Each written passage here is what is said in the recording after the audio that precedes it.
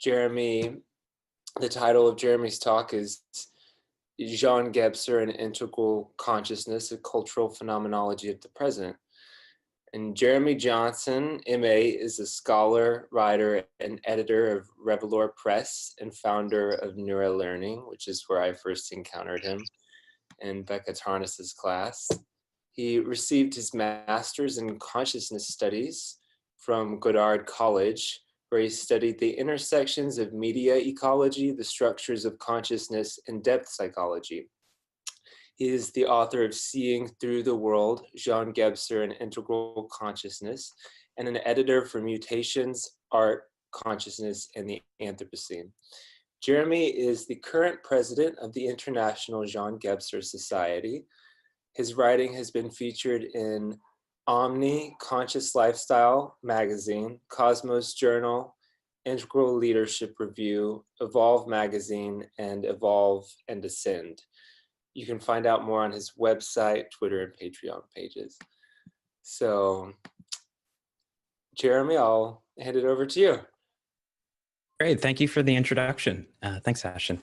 Yeah. So, first of all, I just want to say, thank you, everybody in the PCC Forum program for inviting me to do this. It's a great honor to be speaking, at least virtually, with PCC again since the 2015 Gebser conference. So it's just an honor to be here. I was really excited to do this. And I can't think of a better subject to engage with the PCC community than Gebser. So I have slides. Oh, and I just want to thank everyone else for coming as well and signing in. Here it's 9:30, so thank you for showing up in the evening. I hope you've had some dinner. And we're going to go, I think, for about 2 hours. And there's going to be an hour-long presentation and then hopping into, I think, an hour of questions. You moderate me, Ashton, if I go over. Okay, I might end up doing that a little bit. Okay, so let me get my slides open here. Find them. There they are. And share screen. Okay. Optimize for full screen. There we go. Okay, so as I said, thank you everybody for coming. So I wanted to just give a short introduction on some of Gebser's biographical notes before we kind of dive into it. Some of you are probably already familiar with Gebser or have read him or worked with them. There are some participants here who've been involved in the Jean Gebser Society, and I know some of your faces, so you probably won't be learning anything new from this presentation exactly. But I wanted to kind of take everybody through Gebser's expression of the structures of consciousness. I think he's sort of one of these, at least in stateside, he's kind of one of these guys who's not really looked at very directly. He's kind of footnoted into other fields and other kind of synthesis. Ken Wilber uses his work quite a bit, but he's nevertheless part of this sort of integral milieu, and I describe that in my book. Let me just get into full screen so we can see this all better. So he's part of this integral milieu, right? For the 2015 CIS conference, Gebser conference, we called it Architects of the Integral World, and we sort of looked at all of these different figures together. But Gebser very consciously connected his work to Sri Aurobindo, of course, and Pierre Teilhard de Chardin. So he was very consciously making this link with his work and their work. And so we have this kind of emergent field of studies that is worth kind of looking into each of these individuals and really trying to get a sense of their unique way of expressing integral consciousness or the supramental, or with Gebser, he calls it the irrational integral or a-perspectival. And Gebser is unique in a few ways. And I think in terms of his contributions for contemporary scholarship, I find a lot of insight with his very careful attention to aesthetic detail, cultural phenomenology, and his insights on time, which we're going to get into. So here's just some of the influences that you're probably already familiar with. Alan Combs is on there. Sean Kelly, Grant Maxwell, some of these names are probably very familiar. William Irwin Thompson, George Feuerstein, and of course, Ken Wilber. So Gebser's shown up in the English-speaking world quite a bit as sort of a subtext. He's kind of underneath the surface. So I think it's about time to kind of bring him forward a little bit. Especially as some of his insights into a-perspectivity and the nature of sort of being in a transitional liminal space, an interim world, a Janus-faced world, really speaks to where we are right now as a culture in crisis, planetary crisis. So a few biographical notes, right? Gebser was born in 1905. He passed away in 1973. He spent a lot of his early life, this is another thing that I appreciate about him. He spent a lot of his early life sort of embodying this sort of bohemian orientation, right? He was very interested in poetry and scholarship, and he hung out with playwrights and artists. So he spent many of his younger years sort of in a wanderlust, sort of exploring Europe and tracing the footsteps of Rilke to Spain. And he was very much a scholar, but he was also a poet. He wrote quite a bit of poetry, and there's quite a bit of his language, even an ever-present origin, that has a kind of an aesthetic, poetic sense that I think makes more sense if you treat it as a kind of a philosophical poetry, or as William Irwin Thompson calls it, knowledge art, Wissenkunst. So he spent his early years sort of exploring Rilke's work. He was very moved by Rilke and what Rilke was doing with poetry and the German language. He travels to Spain as a kind of a spiritual, poetic pilgrimage. He befriends the likes of Federico Lorca. And it was actually through Lorca that Gebser really had this tangible sense, when he was in Spain, of the presence of the past. And it gave him some insight into what he would eventually call or articulate. I just wanted to stop real quick. There's a couple, and including myself, couple people just commenting on the text of the slides being distorted. So I'm not sure what can be done about that, but I just thought I'd let you know. Oh, okay. Let's see if I can make it bigger, maybe. Let's see if this helps a little bit for this slide. They won't all be this small. This is just sort of a very compact biographical section. There's quite a I'm not sure if it's the size. It doesn't seem to be the size. It seems more like a resolution issue. I don't know what the okay. Well, let me know. I'm just going to switch the font. Maybe that will help with the resolution a little bit. Medium. Chrysalis says it's better to just keep it in the non-presenter view. But that okay, so like this. Yeah. Gotcha. No worries. Awesome. Thank you, Jeremy. Of course. Okay, so we'll leave it like this, if that helps a bit. And here we go. Okay, so where were we? So he was in Spain, right? And he has a few important moments, biographical moments in Spain that are worth noting. Not only is he befriending Lorca and having these sort of insights into the presence of the past, the realm of the dead, the deep history of living in Malaga, Spain, and sort of just sensing the layers and layers, sort of the archaeology of time that's present there. And again, since Gebser is this sort of very kind of an intuitive, sensitive individual, I think he was able to truly kind of tap into something in that space. And certainly he was onto something with connecting us with Rilke's traveling there and why Rilke traveled there.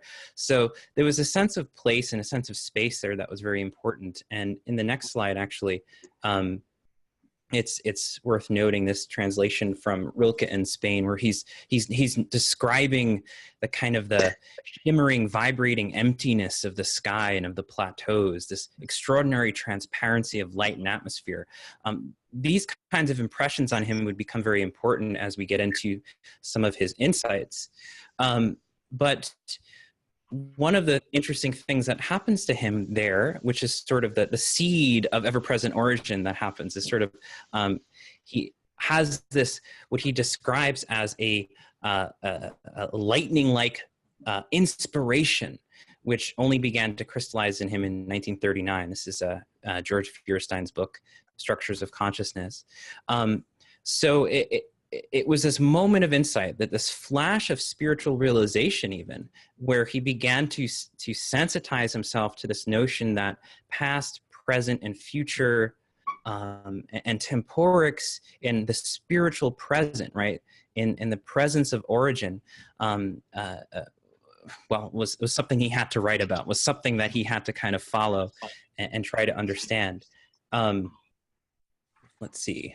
So he ends up writing Ever-Present Origin in 1947. He publishes it in 1949. I'm getting a little bit of echo. I think some folks might be unmuted.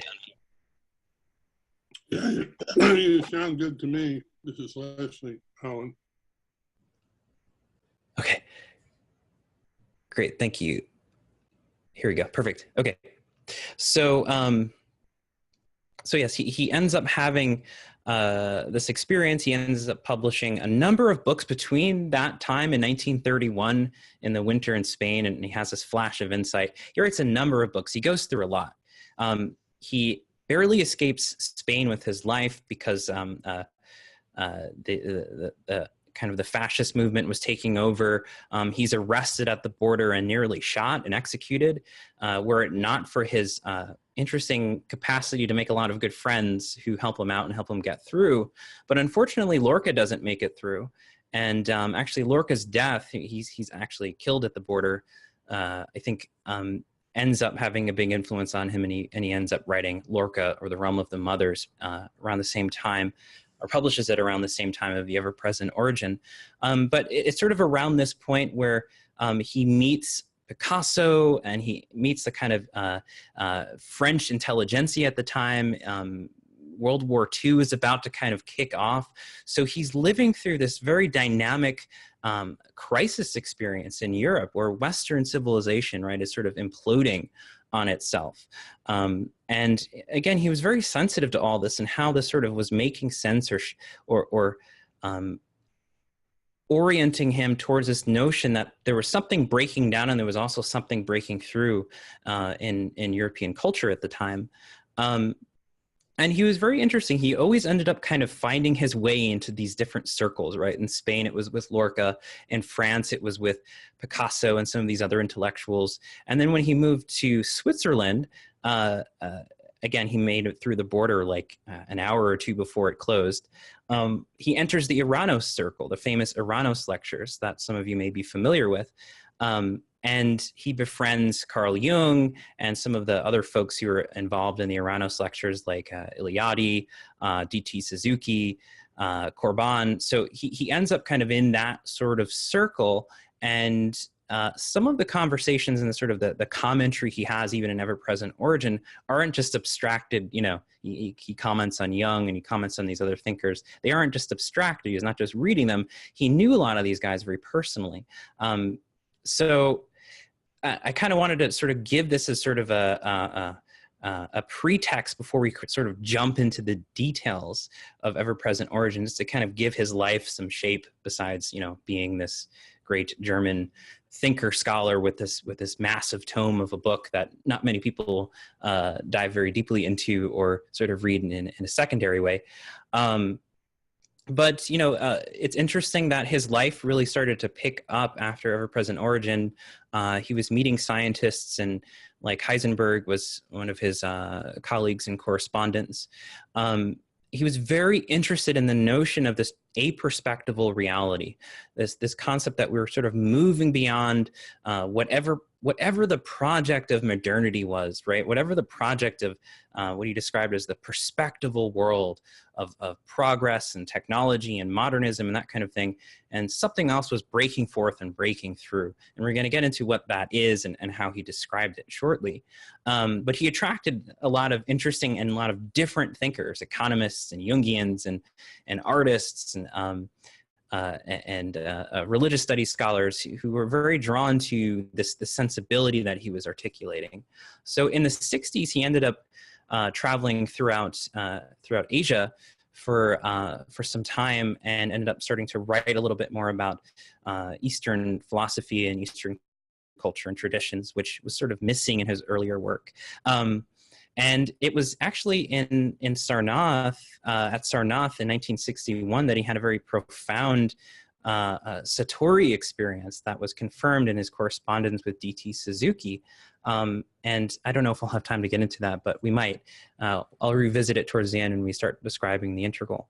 But unfortunately, just sort of right as he was reaching his peak, right, his zenith, he was getting all these different awards, and he ended up receiving a sort of an honorary position of comparative civilizations at a university. His health started to decline, and unfortunately in 1973 he passes away.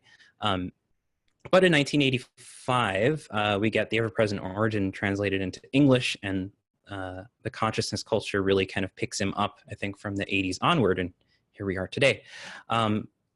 So that's it in a nutshell, but I want to jump forward now to some of the foundational concepts in Gebser's work.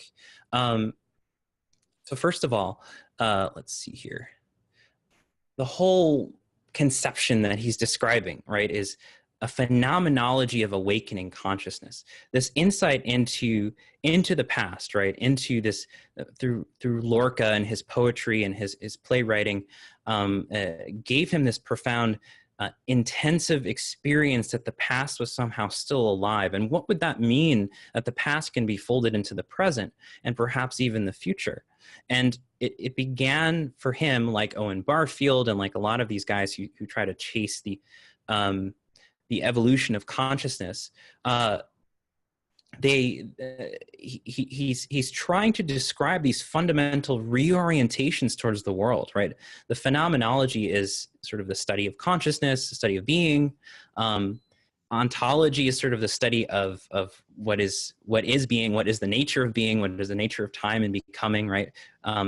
So these are the kind of fundamental questions he's looking at. And what he develops in The Ever-Present Origin is a phenomenology of this unfolding and awakening consciousness.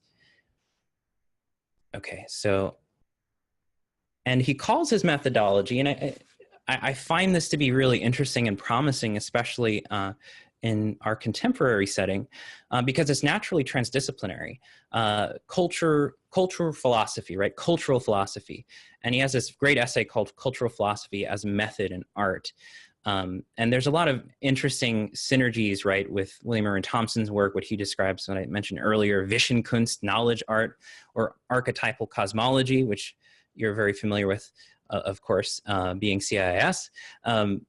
But the idea of it is, right, it's multi or transdisciplinary, and as Gebser says, it's to appraise the multiplicity of cultural endeavors, that is to say, to uncover meaning-giving connections. So as you'll see, Gebser has to not only look at the humanities, but he's also got to look at the sciences and economics and etymology. And it's a multidisciplinary or transdisciplinary approach to really kind of get that multiplicity. And the style itself is I think, a kind of an expression of this a-perspectival that he was trying to articulate. A few other things, and this is not really something we need to go into very deeply for an introductory discussion, but I think it's worth mentioning here for kind of how stimulating, I think, some of his concepts were. And he describes this as, systasis, right? Not synthesis, actually, but a systasis. And he describes this as sort of a replacing of a conceptual systemization, which we normally assume is sort of a synthesis, right? A gathering up and seeing how everything is organized conceptually. But rather, systasis is an arrangement, in the next slide, as Feuerstein describes so well. Systasis, in contrast to systemization, deals with the proper arrangement of intensities rather than quantified extensities.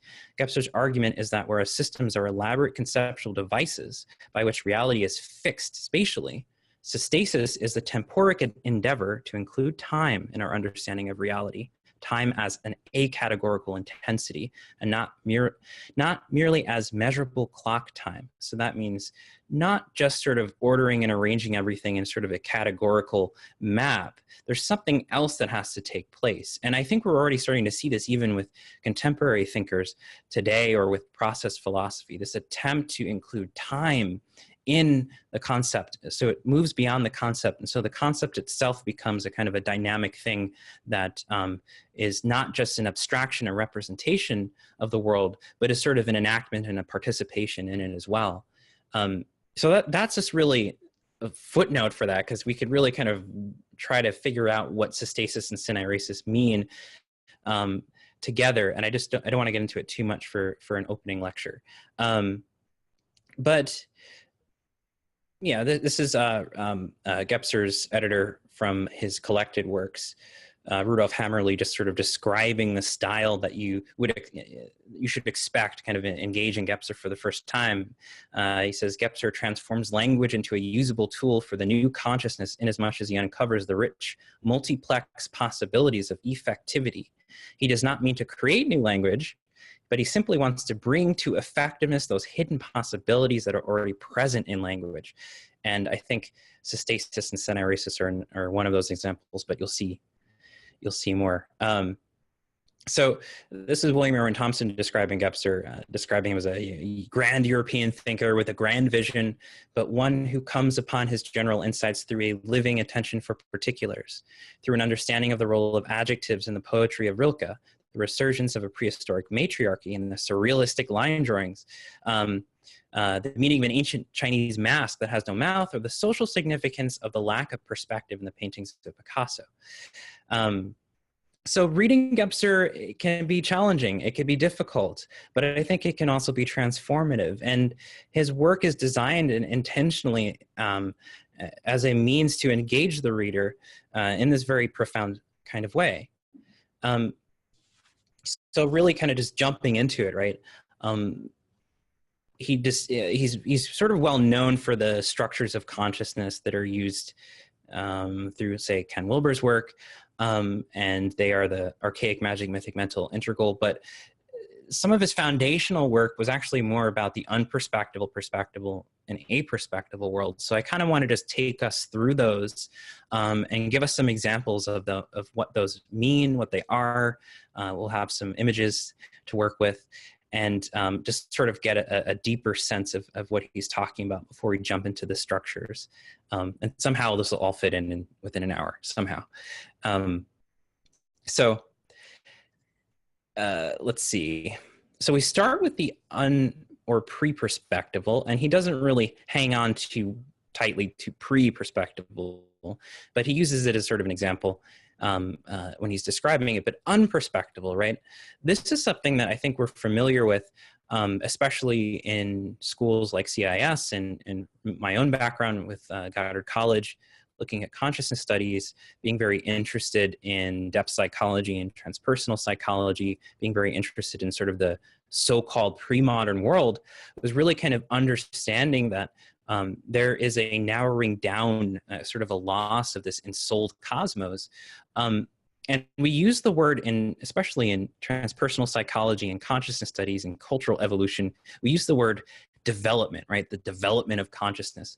And I have some trouble with this word, because even to kind of perform what Gebser often does with the word, if we look at its origin, if we trace it, it means to develop, to unwrap something, right?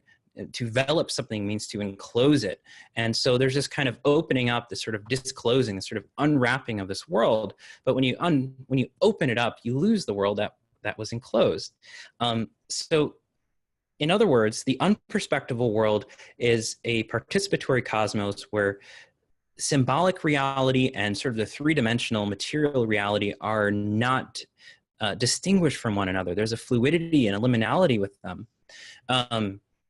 And of course, with this as well, temporics in this perspective is very much about rhythmicity and the cycles of nature, the cycles of astrology and astronomy, right? Sort of the cosmological epochs, the archetypal forces that so-called pre-moderns were very sensitive to and incorporated in their day-to-day life. So all of this sort of, it constellates what he would describe as the magic and mythic, which we will get into as well. But it was an ensouled cosmos, a living cosmos. It's just a great image here from my colleague Jen Zart. Great kind of expression of this, and many of you are already familiar with this, of course, with archetypal cosmology. But as Gebser says, the situation bespeaks for us a hardly conceivable enclosure in the world, an intimate bond between the outer and inner, suggestive of a correspondence only fairly, or I think he meant faintly discernible between soul and nature. Maybe faintly for us, but I think perhaps not for the unperspectival world. And as he continues here, these pictures of an unperspectival era are, as it were, painted at night when objects are without shadow and depth. Here, darkness has swelled space to the extent that only the immaterial psychic component could be expressed. And I think this sums it up really well. The psychic component, the immaterial component, the kind of imagination and symbolic reality are so prevalent in the unperspectival world. And yeah, it is described as an enclosure, but I think the enclosure is experienced as a participation, a kind of an opening up, right? A belonging. We'll get into the meaning of that word too. I use the image of the Madonna of Humility from Giovanni di Grazia. His paintings, interestingly, they're a little later, right? They're not really quite in the medieval period exactly. They're edging into the Renaissance, but I love the kind of, and he's described as this sort of surrealist kind of, there's a potency to his imagery here. There's an intensity and dreamlike quality to it that I think really evokes what Gebser's describing here. And in Ever-Present Origin, of course, he's layering these opening chapters with all of these details and descriptions and images that I think as a reader, if you're not very familiar with the sort of the history of Hellenistic art and Western painting and artwork and sort of medieval painters and thinkers, it'll be harder to appreciate. So I do recommend, if you do read Ever-Present Origin, just to have a tablet or Google handy and just sort of bring those images up. Anything he doesn't include, it really kind of adds something, a dimensionality to the reading. But just kind of quickly moving through it, the perspectival world, the sort of like moving out of this enclosure, is, as what we described before, this developing, this unfolding, this unwrapping of this psychistic sort of imaginal space, and moving into now what Gebser would describe as spatial consciousness. And this is sort of the gradual disenchantment of the world, right? This is the separation of the individual who is a participant in the world's soul to becoming this more of an individual, having more of a self sense. You're identifying more with your spatial self, your egoic self. And there's some very interesting commentary he makes about the coalescing and the centering of the self as we move through the structures. But you can see this, at least in the West and certainly in other cultures as well, this this overtaking, this sort of compulsion by Renaissance artists to realize space, to take it and develop it and create the forms that we are so familiar with now with Renaissance art.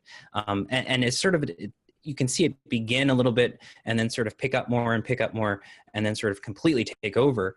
But it got to the point where Renaissance artists were describing their medieval predecessors of having false vision. So what is the flip? There is some kind of shift that happens here, right? Charles Taylor calls this the buffering of the self, the kind of the creation of the modern self.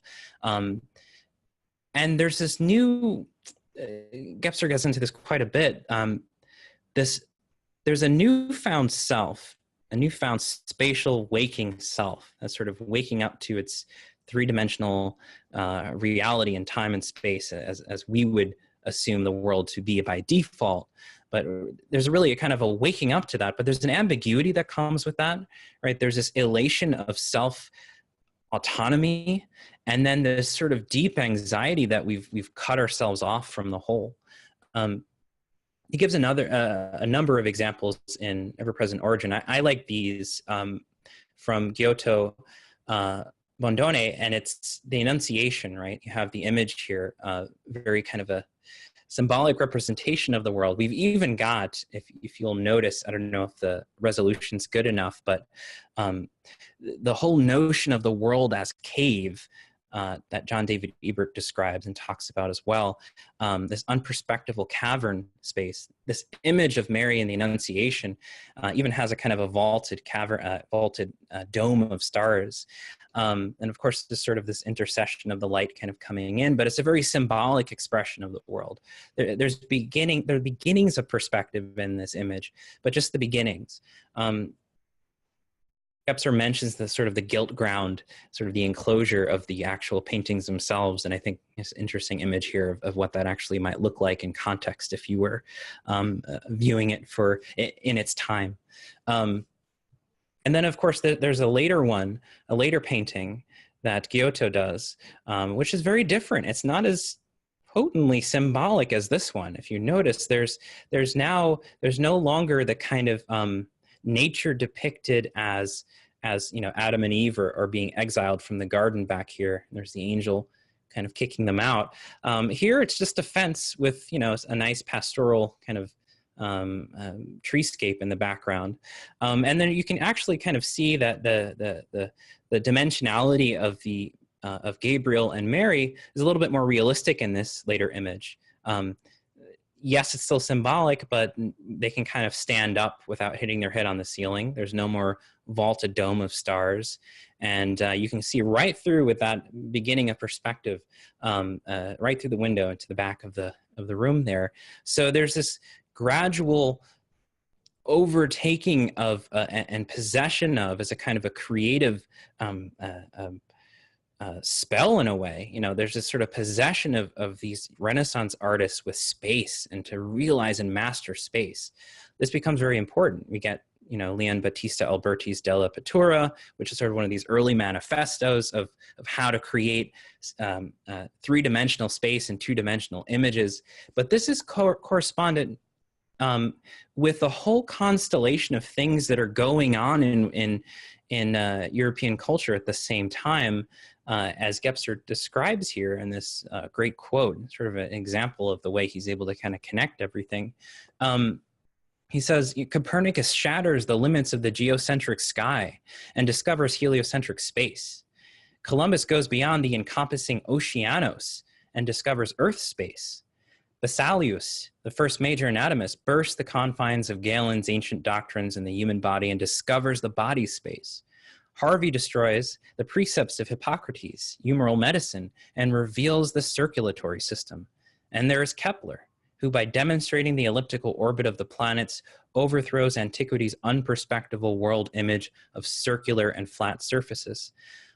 That dated back to Ptolemy's conception of the circular movements of the planets. So there's so much kind of going on in the kind of the emergent cultural phenomenology of Europe at the time that is something is overtaking us. And in the same way, if we can kind of get this, if we can kind of sense into this as a sort of, there was this possession of these artists and thinkers and writers and scholars with space. Gebser is suggesting that in the 20th century and the 21st century, there is now this other turning, which is perhaps even more tectonic, fundamental than even the Renaissance was. But there are some issues with perspective. As he says here, there's a limitation that is enacted that in order to really kind of get the limits of this paradigm or this worldview that we're trying to turn, we really have to concretize it fully and really understand what it is. So he's describing here, perspectival vision and thought confine us within spatial limitations. Everywhere we have alluded to the antithesis inherent in perspective. It locates and determines the observer as well as the observed. The positive result is a concretion of man in space. The negative result is the restriction of man to a limited segment where he perceives only one sector of reality. This is very resonant with what I was just mentioning before about this rupturing of the enclosed space, right? There's this kind of cutting off from the whole. Gebser uses this language quite a bit here. He's to his credit, I think he was describing the so-called unperspectival world and the insights and the psychistic orientation that it had as valid, right? As a loss when we cut ourselves off from that. So all throughout Ever-Present Origin and through his whole kind of unfolding of the structures of consciousness, there's always these gains and losses where a newfound achievement doesn't necessarily mean that, you know, the past is neatly kind of folded in and carried forward. There's discontinuities in Gebser's expression of cultural evolution. Okay, so this is like really fast, and I apologize if it's kind of like a whirlwind of images and information, but this is recorded, so hopefully that'll be okay. But what I'm trying to do is sort of sum up Ever-Present Origin at the very least in this presentation, which sounds like a ridiculous order. So, okay, we're getting blurry images again. Sorry about that. I think it must be streaming connection or something like that. I'll make sure my other devices are turned off with their Wi-Fi. But I'll describe here what I'm saying. We're kind of moving now into the a-perspectival very quickly. A note on the prefix a, because it becomes very important as we move into the integral. The a-perspectival is not a negation of the perspectival, right? But it is an overcoming, as Gebser says, of mere antithesis, of affirmation and negation. This is a very key insight because what he's not trying to do is to reify the kind of the dialectical movement of history. He's actually trying to create a discontinuous leap from that form of thinking. And he's calling out that form of thinking as a very perspectival and mental, as we're going to get into. This sort of pyramidal structure, the triune structure of thought, is resonant with this pyramidal image of the perspectival eye that views the vanishing point. Thinking itself, when it's abstracted in the mental, is very much in this kind of oppositional quality where complementary opposites no longer are stable but become unstable and have to be solved by this third thing. And he's saying that the a-perspectival in its style is not going to be doing that. So he's saying, well, let's not carry that forward. And much of Gebser's writing throughout Ever-Present Origin and his other works is if there's any kind of takeaway, it's clarification, clarifying the old from the new, clarifying what has already emerged and realized itself, and trying to tease or discern what is latent and emergent. So we're not just reifying some of the old or kind of giving it a resurgence, but really trying to allow this new form, this new style of being and thinking to gain a foothold, right? To get some strength and articulate itself with its own language and own expression. So the biggest thing with the a-perspectival is time realization. If the perspectival was this sort of waking up and realization of space, the a-perspectival is the realization of time. And a sort of a precursor to that is a sort of breaking in of time into our spatial reality. We're gonna get into that. But early in Ever-Present Origin, he uses some images, not this one particularly, it's in the next slide, but Picasso, who he knew, I mentioned, he found Picasso's work to be very expressive of this new a-perspectival style. As he says here, for the first time, time itself has been incorporated into the representation. When we look at this drawing, we take it in at one glance, the whole man of all the various aspects are present at once. Space and body have become transparent. There's that word again, that key word. Time is no longer spatialized, but integrated and concretized as the fourth dimension. Not spatialized time, but the pure present, the quintessence of time that radiates from this drawing. So all of these become important, and we're going to lean into them when we get to the integral, but presence, sort of this radiation of presence and transparency, the folding in of different dimensions that are concretized all at once. These all become very significant expressions of what the integral is. I just want to add to this that Picasso's painting of Guernica is Yes. brilliant in terms of capturing time and space in a kind of integral process image that's all at once. Thank you. Absolutely. Yeah, absolutely, Alan. Thank you for pointing that out. So the imagery here, I should dwell on this for a moment. You can kind of see, if the image is clearing up again, you can kind of see an implication of movement. The figure in the drawing is sort of, there's a shimmering, a vibrating quality. They're looking at you, they're looking away, and it's all happening simultaneously. So I think another word we might add, another takeaway word for integrality and a-perspectivity for Gebser is simultaneous, right? Simultaneity. Everything is co-present. And that's the insight that he had in Spain that he had to learn to unpack and sort of tease apart. Okay, everything's co-present, but what is the everything? Okay, well, all of these different modes of being and time and expression that make up human consciousness, they're all co-present in the present. And that's sort of Gebser's fundamental, I think, transmission, his expression. Thanks for bringing that up, Alan. Oh yeah, it's my favorite painting for integral. Absolutely. Wonderful. Yeah. So, as Gebser says, the future is already latently present. And he says, like the arrow on the string, our epoch must find the point where the target is already latently present. The equilibrium between anxiety and delight, isolation and collectivization. He was using this in ever-present origin to sort of describe the phenomenology of the late perspectival world, the world that he grew up in and was living in between these two world wars, where there's this elation of self-determination and this sort of rushing forward, which he describes as almost becoming a flight, right?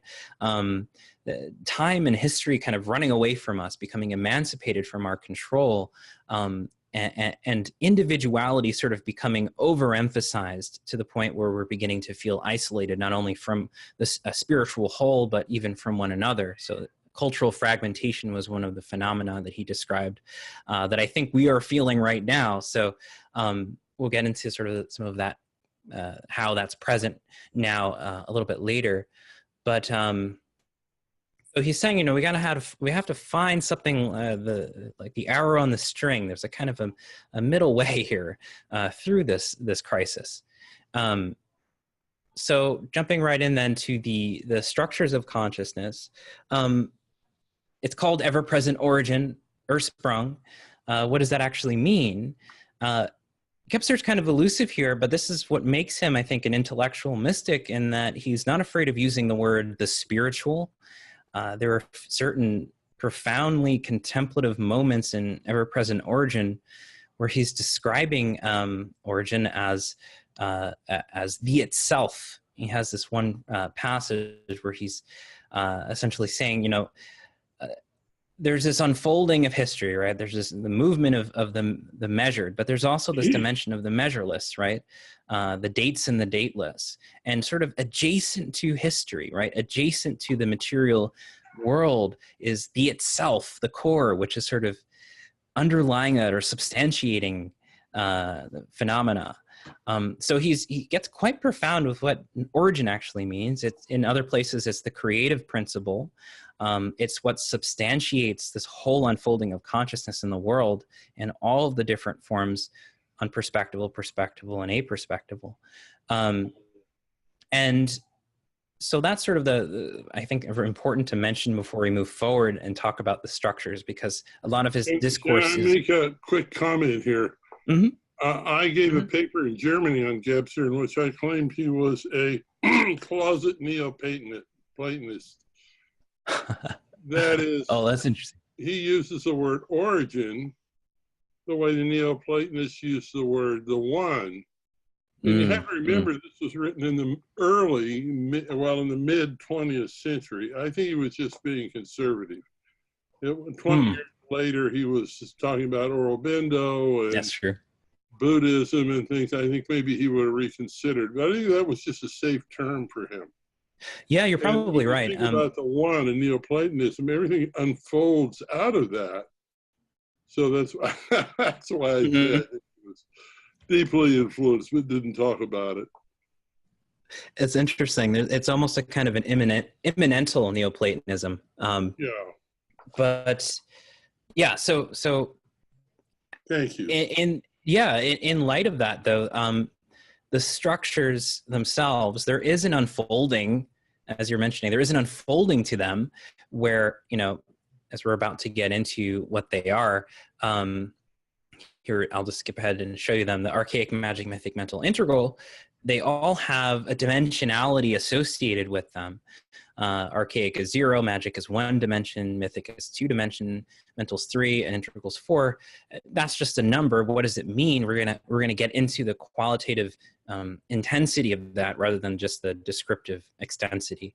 But as he's saying here, and a few other important things, they have a kind of a discontinuous leap, right? So the magic, even though it kind of follows with the mythical, doesn't necessarily mean that kind of it's a neat stage or a ladder or a step. They really are a kind of a crystallization, almost a kind of a plateau that concretizes and realizes itself a world space, a worlding, right? And then enters a deficient phase and kind of goes through a crisis. It goes through a kind of an interim period where whatever that structure was really good at is no longer working, and it's doubling down on it, and it's failing even further, and it creates this sort of tension out of which there is born this new leap, this new kind of creative mutation that consciousness is working on.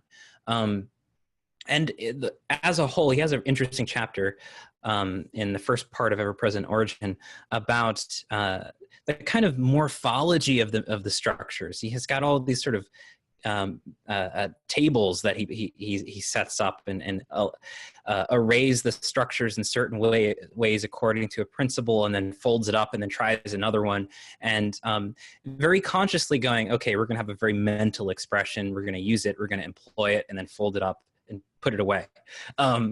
So that's another just commentary on his sort of style, to be very conscious of how he's employing a certain mode of thinking as he's doing it. But the mutational process, right? There's an increasing dimensionality, as we saw. And there's also at the same time an increasing remoteness from origin, from Ursprung. If we can speak of progress, which he was very critical of, we are progressing away from origin. We are progressing away from the whole. There's a kind of a separation that is that costs us, right? We gain, as we were saying before with the perspectival, we gain this now separate self-sense at the expense of a participation in the whole. And the whole has to now be consciously realized and sort of reintegrated, but not through the mental and perspectival. And that's the kind of the key here. We can't just sort of assume that we've grown up and the stage that we're at is going to look back at history and get the whole thing and interpret it from where we are. He's saying, no. There's going to be another transformation. There's another discontinuous leap we're in the midst of at the present. So yeah, he doesn't see it as a sort of a developmental rung or a stage. It's not a progressive movement. There are gains and losses that make it more of a sort of a nonlinear, again, sort of jumping forward of these plateaus that sort of emerge and then fold back into latency, and something else springs forth. But he entertains the notion that if we were going to speak of development at all, it would be the possibility that human beings can realize origin through us, right? This is the process, right? If there's a development, then we can speak of origin's development towards self-realization in man. So humanity has this sort of blessing and burden, right? Where consciousness is unfolding, that we can bear this sort of, these different forms of reality, that we are participating in this sort of creative unfolding of consciousness. And there is a joy to it, but there's also a burden to it, because we've had to kind of move through this process of remoteness and loss and kind of a winding down of the living cosmos, in order to sort of make it to this point where perhaps we can open it up again through the integral. So let's jump into the archaic then, at the zero, really quick. Gebser's very interesting about this. He doesn't talk too much about it. He doesn't go into too many details about it, but it's always layered in and laced into his writing. It's identical with origin. Archaic is this sort of maximum latency where all of the structures are kind of folded up in it. They're all present, but in kind of a dormant state. They're not realized or actualized. There's just the whole. And he quotes, I think it was Chuang-Tzu describing, dreamlessly the wise men of old slept. And it's this idea of a deep dreamless space, right, of dormancy, where the cosmos and human beings are non-differentiated. There's a number of other examples, but for brevity's sake, we'll hop forward with this comment from Plato that he brings in here too, that the soul came into being simultaneously with the sky. And just keep that in mind as we move into the magic and mythic. So the magical, we move from zero dimensionality to one dimensionality. And one dimensionality, what does that descriptively mean? What does that qualitatively mean? Well, it's not just the point, the one dimension, although that is important, but it's the emerging center of the kind of the diffuse identification with the world, with the whole, begins to center, at least in the kind of the collective group. Pars pro toto that Gebser uses. One point is interchangeable and exchangeable with all other points. This is magic. This is the kind of fundamentals of understanding how magic works, that the universe is in this kind of sympathetic resonance with itself, that to enact something right now in a form of ritual is to enact it also in the future, that it's connected to the object of what you want to do. I don't know if it's a hunt or in the modern day it would be something else, but there's a potency in the point that is connected to the whole, and there's this kind of vital nexus of interweaving presences and numinosities that Gebser describes with the magic, where again resonance is really important. And even with the etymology of the word magic is connected in this sort of constellation of meanings, make, machine, might, and the root mag. I have the image here of the Venus of Brassempouy. We're about to get into that. And here's a quote about the magical that William Irwin Thompson brings up. And he says, as Homo sapiens sapiens was emerging and branching off from archaic Homo sapiens in South Africa, the animal was the sloughed off environment. He's using a McLuhan phrase there, Turner phrase there. In the new invisible environment of humanity, art emerged and became the difference that made a difference between nature and culture. And the first expressions of this division between the given and the gift were mobiliary objects, tools, musical instruments, and then parietal art and sculpture.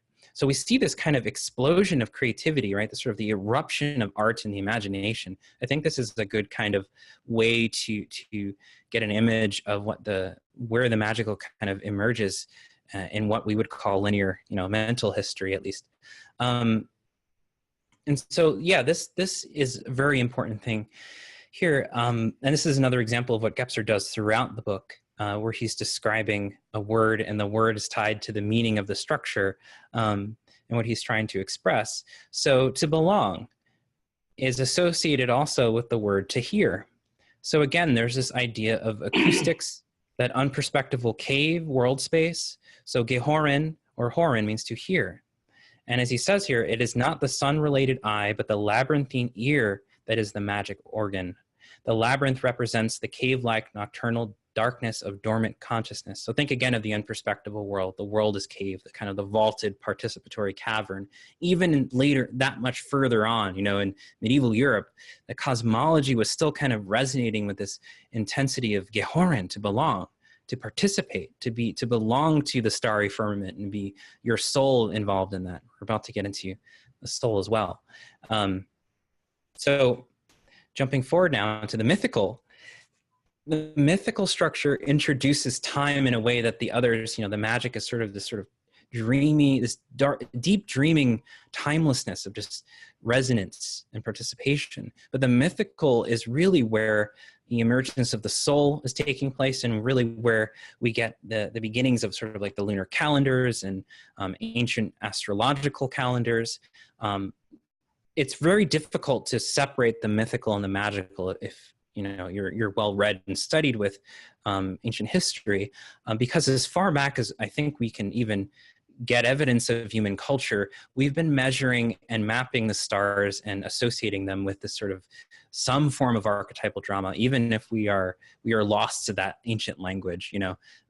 Recently in the news, there was that insight into some of the cave paintings, and I believe Lascaux, and how they may actually map out with constellations.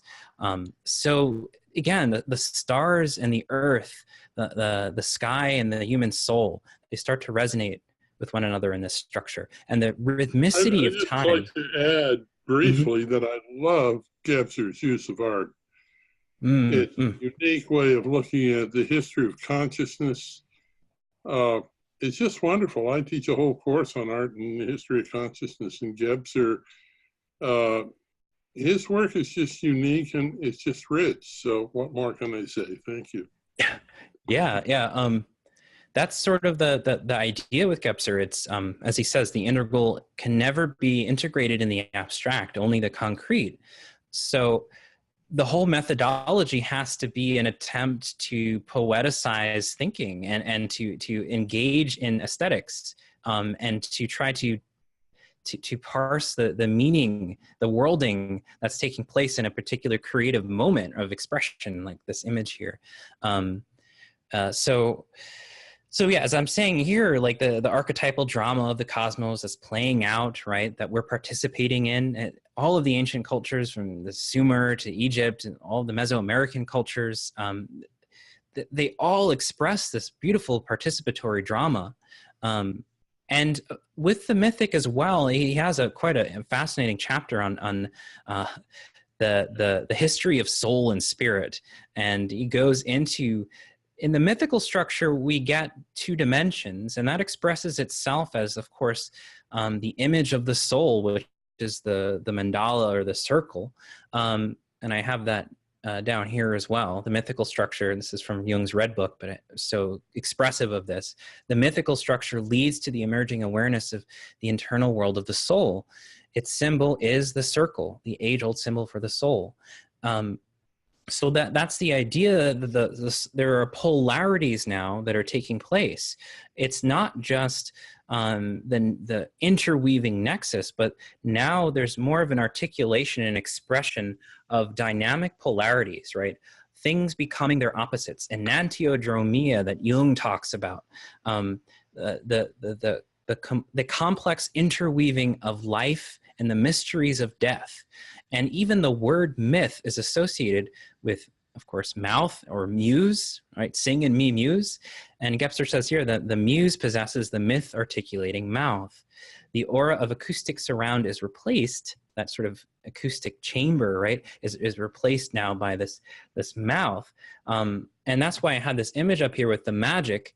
Gebser was mentioning with the magical, the emphasis is less on human utterance and more on the kind of oral surround, the hearing, the listening.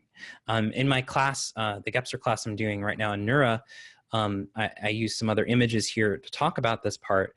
Images of animals in the natural environment, seeing a deer, in the woods with the big eyes, and there's this kind of meeting, the silent muting, right? And a connection that doesn't need verbal articulation. So there's a deep sense of listening in the magic, but in the mythic, it now oscillates. It oscillates between the listening and the speaking. So that's the polarity here, right? And Gebser's commenting on the etymology of this word mythos, right? Mu means to sound, but also mien means to close. So together, it sort of it means as an ambiguous mythical word to open and close the wounds. So this is where we get, mysticism and contemplation and sort of closing the eyes and turning inward, and then kind of listening to the mysteries and then speaking them and participating by speaking them, right? To be the bardic person who tells the tale, to be the person, right? The persona, the sound through you. So all of these things kind of constellate now with myth and the mysteries of the soul.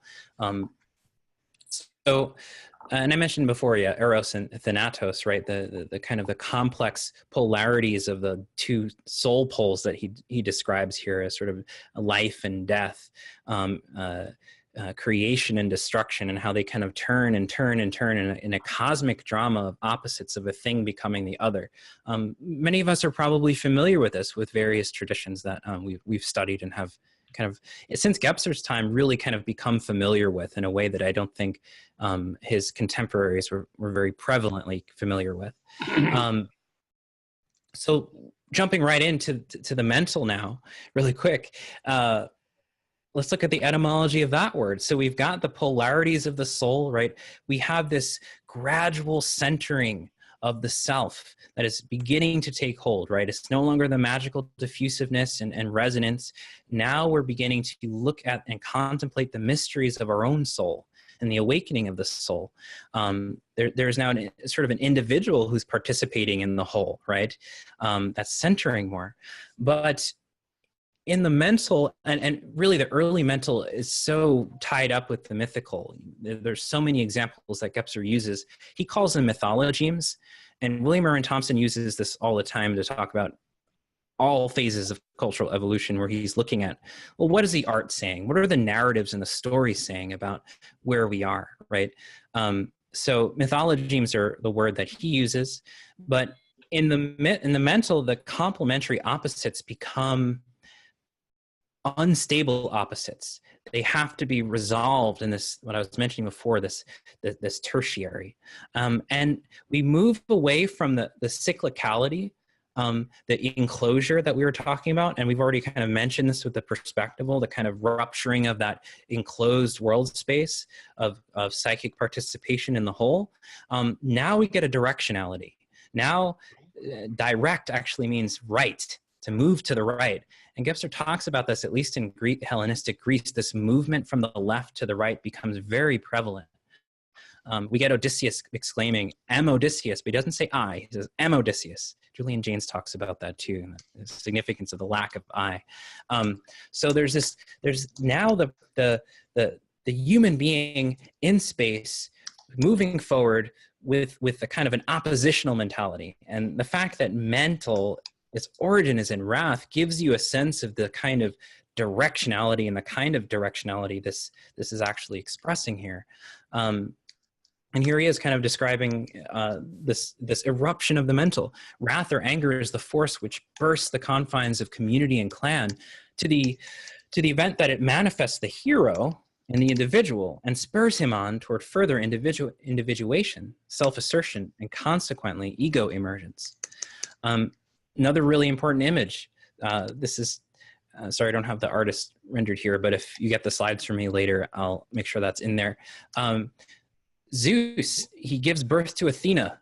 Athena erupts from his head, literally erupts from the dome, or erupts from the enclosure, fully clothed with her spear, this directedness, right? And she is, Athena, of course, can see at night, right? She has the owl eyes, and of course, she becomes the sort of the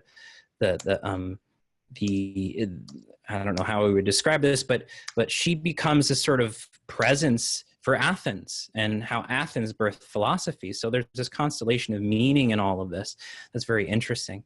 And so, as Gebser's saying here, Zeus has wedded Metis, which is another related word to mental and menace, the personification of reason and intelligence, who, being one of the daughters of Oceanus was the image of the world, the kind of the cyclical moving of the waters. Oceanus, the river encircling the world, mythical oceanic, right? had the power of transforming herself. So it's interesting there that Metis has the power of transforming herself. There's this kind of potentiality in this myth to become something else. Fearing the birth of a son more powerful than he, Zeus devours Metis, who is already pregnant with a daughter, thereby transporting her into his own body. And when Athena is born, Gebser's describing this as a terrible tumult throughout nature, as well as by the establishment of the entire pantheon. The sea surges forth, Olympus and the earth, until that moment polarly related, tremble and shake. The carefully preserved balance is destroyed. Even Helios interrupts his course, right? Helios moving in the disk. The circle is indeed interrupted, and from the breach, the wound, a new possibility of the world emerges. Zeus's birth is a wound. And here again, we have that image, that polarity of the opening and the closing of the wound, but it's being repurposed now for the kind of the birthing of the mental, the birthing of this new spatial consciousness, which is associated with the perspectival. Just a quick line from here. Gebser says, the transition to the mental suggests a fall from time into space. Man steps out of his sheltering two-dimensional circle and its confines into three-dimensional space. And as he's saying here, this is the style of thinking that becomes very important. The polar complementarity, right, is no longer stable. Here he is in confrontation with an alien world, a dualism that must be bridged by a synthesis in thought, a mental form of the Trinity. As he says here, the mythology gets replaced with philosophy, more abstract, right? Thinking and being, thinking becomes equated with being, with Parmenides, and then we get that all the way up to Descartes, right? Knowledge and self-knowledge, know thyself is written in Apollo's temple in the Pantheon. Clockwise, he's using all these different words to kind of describe this movement, as we were mentioning before, from left to right, the movement from the kind of dreaming psychical world to the waking perspectival spatial world. Clockwise, that means to move from left to right. Direct, of course, is Richten. And then from that, we get laws and jurisprudence. And he has this kind of interesting description of the emergence of the patriarchs with their laws and their rules and their inscriptions, right? And kind of the sort of the Old Testament kind of laying down of the law. So we get all of these kinds of associations coming together and coming online with the mental. But the downside to this, and this is what we're kind of really exploring in terms of the new a-perspectival world, the downside to this is a loss of moderation, right? The mental, when it's taken too far in this unfolding of consciousness, begins to divorce itself from the magical and mythical worlds that are much more participatory and ensouled and involved in the qualitative rather than the quantitative. So we get this kind of exaggerated one-sidedness moving to only to the right? Only into more waking consciousness. We've got, as Deleuze says, right, we become kind of insomniacs, and insomnia kind of produces monsters out of reason. So ratio loses its, and mental, the origin of mental, right, to measure and to make the cut, to make that kind of cut of the sort of the mythical enclosure, to divide and measure space, to be aware of space as a kind of a delineated abstract concept, a category. The capacities that we take for granted as moderns, as what we do and how we learn and what intelligence is, it loses its moderating ability, right? And then because of that, and this is an interesting insight Gebser has about the modern world and sort of the runaway forces that are at work in his own time with whether we're talking about the Reich or just sort of Europe imploding all over the place with the rise of the far right everywhere. The mental initially had this new capacity to distinguish itself from the ocean of myth, to kind of go in and to say, and Gebser uses this expression, where he's quoting an apocryphal saying of Christ, where Christ, somebody's talking about a dream, and then he allegedly says that that the image of a partridge is your soul. That's what your dream meant. This idea that kind of have insight into the psyche is what the mental is able to do. The waking mind is able to kind of look back and have this relationship with the psyche, that the early mental really had that capacity for, as we see in a lot of ancient Greek philosophy. It wasn't a kind of immoderate materialism. There was a relationship to the mysteries. An uncomfortable one for sure, but it was nevertheless there. But in the late mental, that relationship is subsumed in further abstraction. So much so that, as Hillman and Jung often say in their own way, that the soul, the world soul, had to kind of get shrunk inside of us and then kind of come out in the unconscious. But because of that, we lose the capacity to have insight into the psyche. And therefore, we become a kind of inferior plaything of these magical and mythical forces in their sort of deficient modes that are sort of running rampant and gaining control over the waking mind that assumes it has complete waking control of itself. So, already have that one. So this is sort of the late perspectival, but this is sort of jumping forward now for time. But as Gebser says, as this perspectival mental world has developed over the centuries, the state of affairs gave rise to the most destructive stigmas of our age, the universal intolerance that prevails today, and the fanaticism to which it leads. A person who is anxious or who is fleeing from something or who is lost, either with respect to his own ego or with respect to the world, it holds true in both instances, is a person who will always be intolerant as he feels threatened in his vital interests.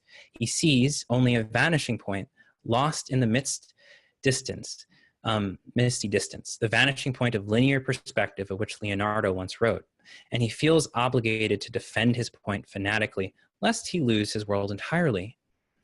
And this is interesting, this quote here really kind of struck me as speaking to today. If you just take out European of today and just take, I don't know, Facebooker of today, social media person of today, just where we are right now in this sort of cultural fragmentation. The European of today, either as an individual or as a member of the collective, can perceive only his own sector. This is true of all spheres, the religious as well as the political, the social as well as the scientific. The rise of Protestantism fragmented religion. The ascendancy of nation states divided the Christian Occident into separate individual states. The rise of political parties divided the people, or the former Christian community, into political interest groups. In the sciences, this process of segmentation led to the contemporary state of narrow specialization and the great achievements of the man with tunnel vision. So he's really talking about that initial excellent capacity of the mental to divide, to measure, to perform this cut, this ratio, and develop the self-sense by kind of cutting oneself apart from the whole to gain this new perspective, this new perspectivalism, has now kind of become its own demise. It can only do that. And so what we are seeing, at least in Gebser's time, and then I think even in our time, where things are a little bit more ambiguous with our digital technologies, which are connective on the one hand and then dividing on the other, we're seeing in the late mental and perspectival world a phenomenology of ratio, of a total fragmentation, where individuals are no longer able to connect with each other at all. So I think we're dealing with this right now in the kind of the recent contemporary Facebook crisis, right, and social media crisis that a lot of people are talking about. They connect to this. They connect to a style of thinking that we're encoding in our social architecture because we haven't really clarified what it is. And this is Gebser's unique contribution, I think, to our insights today, which is we really have to grok perspectivalism and the mental in order to disentangle ourselves from it. We got to see how we're doing it and employing it again and again in order to clarify what the integral could be. There could be more efficient forms of communication and expression that we're not utilizing because we're sort of re-employing something that is sort of outlived itself. So that's where we are, right? And I won't read this long quote, but we're in the interim space. We're in the interim world between this perspectival employment of industry and industrialization and capitalism, which is kind of the sine qua non expression of the perspectival, right? Like that everything can ultimately be measured and valued as a quantitative gain, and that advancement forward and upward is the ultimate idea. Very much you can trace that back to the style of thinking, the structure of consciousness that's sort of been emancipated from our control. So Gebser's talking about this kind of counter movement now with the integral, that as we move into the 19th and the 20th centuries especially, we begin to kind of get a reversal. Like Marshall McLuhan talked about, the greatest of all reversals happened with electricity by making everything simultaneous. It's kind of that idea that we get in, let's say, the French Revolution or the invention of the steam engine, this awakening of the left, Gebser describes here, politically speaking. Everything that has been oppressed or repressed, everything immeasurable, everything qualitative rather than quantitative, everything that has been kind of forgotten in this progressive advancement of modernity and of the mental perspectival world resurges with a vengeance, with a kind of an overpowering force. And he describes even, and this is interesting, and this is where temporics come in very importantly, even in the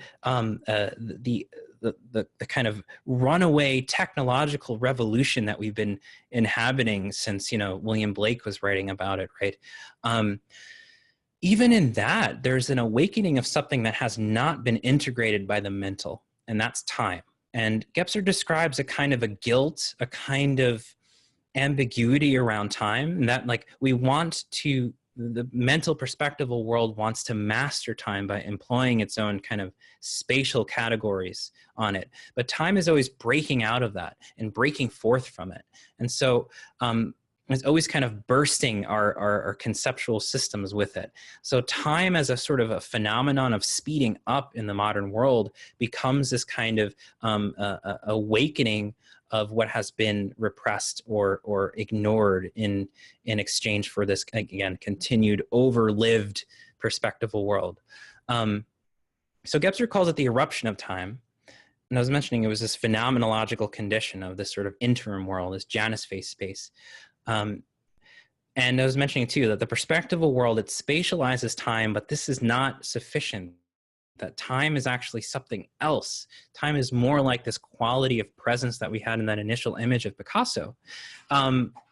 So acceleration is sort of the thing that I was mentioning before. Paul Virilio writes about this quite a bit. I really recommend him to kind of get a sense of that, kind of the machine world and technology, and how, everything that modernity invents, it also kind of invents its shadow. So there's this kind of guilt of advancement that's going on with modernity and rushing forward. And of course, we're feeling that right now with the Anthropocene and the climate crisis. It's the ultimate sense of guilt in our desire to rush forward and industrialize and economize everything, commodify it. There's this tremendous loss and catastrophe that we've sort of engendered at the same time. So, you could say that we've invented the Anthropocene when we invented, the machine world. And I think Tim Morton may have mentioned that too, about the steam engine as well, as sort of being the beginning of this time eruption, but in his own way, beginning of the Anthropocene. So as the mythical world was burst open by this new spatial reality that kind of cut that mythical enclosure, the spatial world for Gebser is being ruptured by time's intensification. It's breaking up the spatial world. There's this image that I don't know if Gebser mentions this in Ever-Present Origin, but there's this wonderful a quote from Walter Benjamin about this Paul Klee painting called, if you can read it, Angelus Novus, right, the new angel. And just to kind of sum it up from his theses on the philosophy of history, he says, he interprets this angel as sort of this rushing forward of progress and the kind of disaster, the ambiguity of progress, right? The angel would like to stay, awaken the dead, and make whole what has been smashed. But a storm is blowing from paradise. It has got caught in his wings with such violence that the angel can no longer close them. This storm irresistibly propels him into the future, to which his back is turned, while the pile of debris before him grows skyward. The storm is what we call progress. I think Gebser would enjoy that if he read it, or at least agree.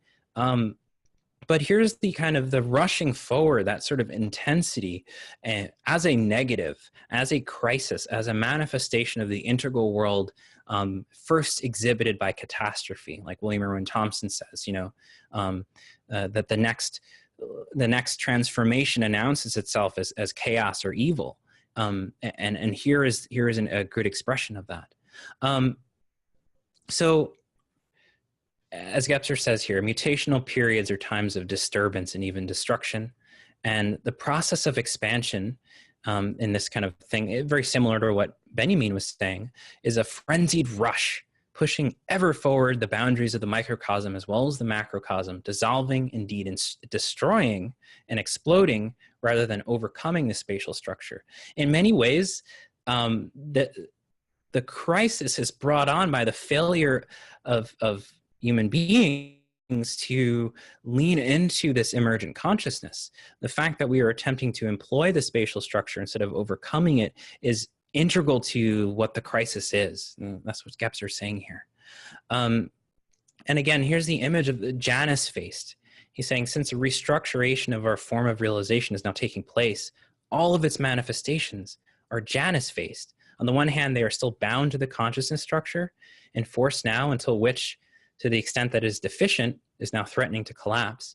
Yet they are already indebted to the new, yet only gradually emerging consciousness structure, which is in process of formation. As a consequence, a certain confusion comes to the fore because of the weakened foundations of the old manner of thinking are not yet sufficiently counterbalanced by the consolidations of the new mode of perception. I feel this so deeply expresses where we are right now in culture, especially today, and especially with our discussions about digital technology and sort of rethinking economic systems and so on. Everything's kind of mixed up, right? I mean, you had like the Douglas Rushkoff of the 1990s talking about technological utopias with the internet and kind of getting beyond capitalism. But then the internet has been employed by those same things that I was mentioning before about like Facebook and so on, where everybody is sort of reduced to an algorithm, to bits of data and sort of the ultimate ratio. So we're in this Janus-faced place. And so there are some examples here. I don't know, how are we for time? We've gone about an hour, right? So we probably want to open it up to questions soon.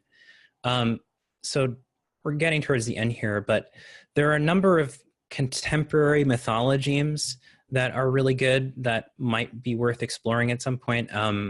I'm thinking about doing a little class where we watch some of these films and explore them and how they kind of relate to a-perspectivity or some of Gebser's concepts. But Akira is a really good film. It kind of expressed everything that I was talking about in the abstract into this sort of concrete story. It's got the machine world, it's got technology, and I think cyberpunk is this great expression of this Janus-faced space where the perspectival world is kind of immoderately displayed as this kind of, the cities are too big, the technology is too much, everything's kind of run away from our control. It becomes the world rather than a part of the world. It sort of overtakes us and surrounds us in this technological envelopment. So I really recommend it because it's about this kid who gains this kind of new consciousness, and through he has this kind of, again, the Paul Virilio accident with the motorcycle at the beginning of the film. He has this accident where he hits this mutant kid and he gains this new power that's awakening in him, and it's this kind of singularity, this kind of infinite consciousness.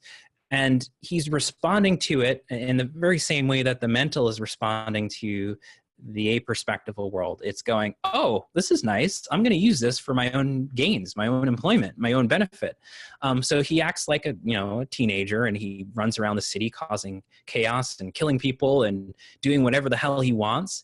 But by the end of the film, here's this GIF, he begins to lose control, and he becomes in this like horrible mythology, but perfect because of its expression, this catastrophe of immoderate biomechanical growth where he has no more control over his own kind of creative infinite power, and it overtakes him, and he has to kind of get rescued by this interestingly transparent friend Akira he's literally diaphanous, who helps him kind of overcome this. But he's really needing to overcome himself and his own wish to sort of control and dominate this new consciousness awakening in him. So great film. I recommend it. It's sort of a good film for the Anthropocene. Okay, so kind of coming to a close here, we've just sort of, speaking of speed, we've just like rushed through all of the different structures. But a lot of you probably who haven't read Gebser haven't been familiar with any of this before, and at least you kind of got a panoramic view of all of these different, hopefully somewhat interesting ways into his work. But with the integral then, if we are going to begin to lean into this now and not just talk about the interim space, what is the integral? Well, if spatialization was the expression of the mental, then the integral is this kind of spatial freedom. Like we become free from space by expressing temporics, by these multimodal temporics. Abstraction is, as we were mentioning before, is replaced by concretion, and perhaps the quintessential important thing is the phenomenology of presence, presentiation that he describes. The world becomes transparent through this kind of opening up of presence and being in the present. We cease to need to kind of rush forward. All of the past, present, and future, according to Gebser, is in the present. You know, is this kind of fundamental insight that he had in the 1930s that he saw in Picasso's imagery, that this new consciousness is best expressed that way.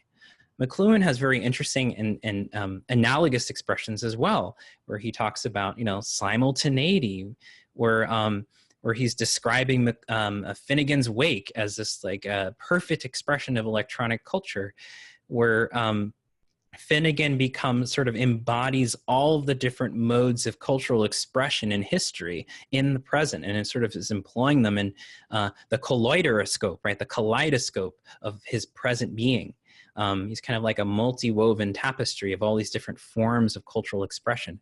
In some ways, this is a good image for what the integral is, like that Picasso image. It's simultaneity, it's all time forms, all of the ones that we've quickly run through, archaic, magic, mythic, mental, all of them in the integral become co-present and capable of being sort of brought forth and employed when they're needed, and integrated in this intensified form of consciousness of the whole.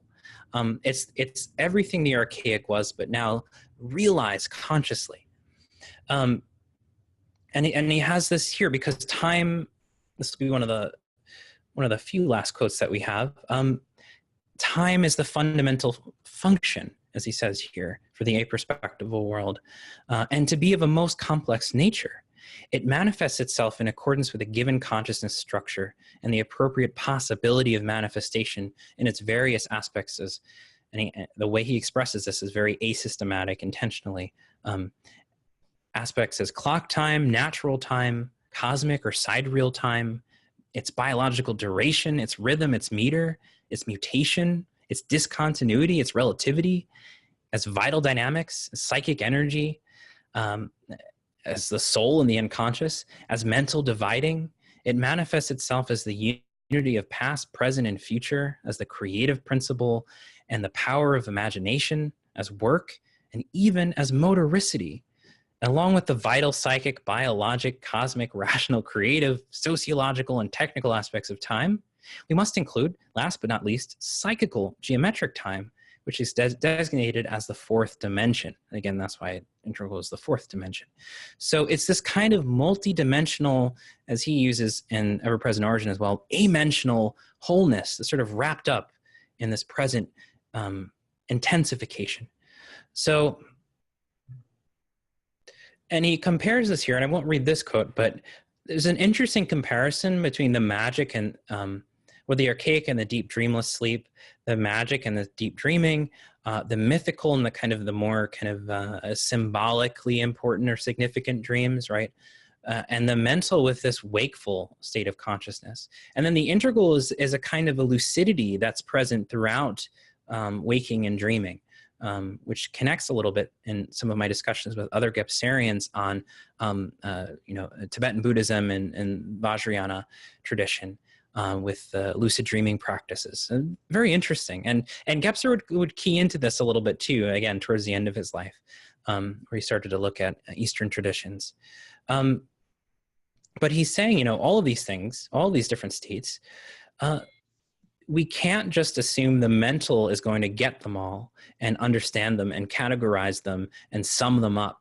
That's not the mental's place. The mental now becomes one expression of this intensified new identification, this intensified whole that is the human being, the integral human being. And he says here at the end of this quote, only when they are integrated via concretion can they become transparent in their entirety and present or diaphanous, and are not, of course, merely illuminated by the mind. This is very important. It's not just a conceptual illumination. It's not just an abstract understanding of, okay, the mental was this and the mythical is that. You as an individual, as a person, have to work towards consciously concretizing these in yourself. And then we as individuals today, as human beings today in this world, we can't just point out to the outer world and say, okay, this is the perspectival world run amok.